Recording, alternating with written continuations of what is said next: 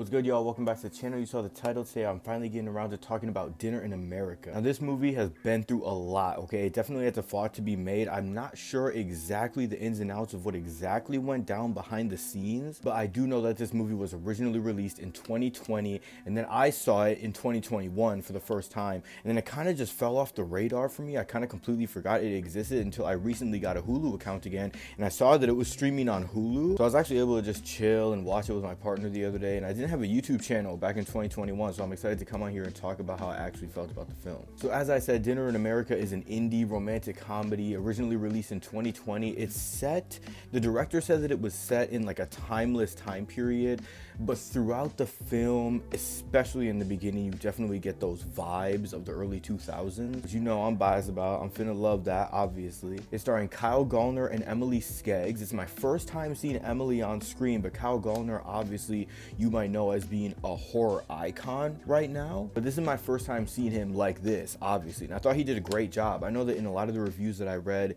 people said that his portrayal, especially in the beginning, was a little bit too intense, a little bit too abrasive, and I thought the exact opposite. I'll get into it a little bit later, but I think that's a perfect evolutionary start for his character. There's a lot of other cool cast appearances in this. The kid from Big Time Adolescence is in this, and I had completely forgotten that he was in this movie, but I've seen him casted in so many other things recently that when I saw his face again, I was like, no shit, dude, no shit. I thought Emily Skeggs was phenomenal. I thought she carries the film. I thought her personality and her portrayal of the character just jumped through the screen at you. I found her portrayal of her character very relatable, which is crazy because 10 to 12 years ago, back when I was in high school, I was exactly like Kyle Gallner's character, like to a fault. And it's insane that over the course of the past, like I said, 10 to 12 years, I've just become the exact opposite in regards to these characters. But I love how unapologetically cute and punk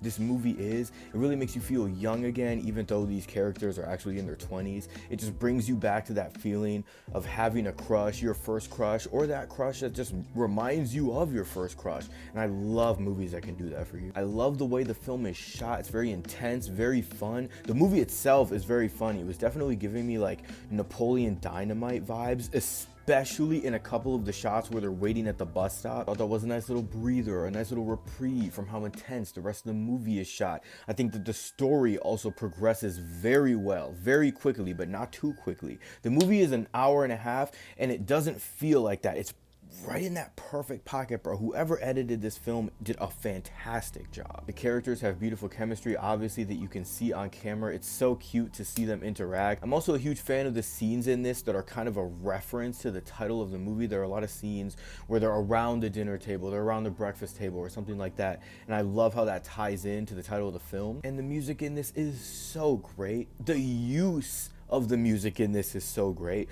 There's a Mac DeMarco needle drop in this.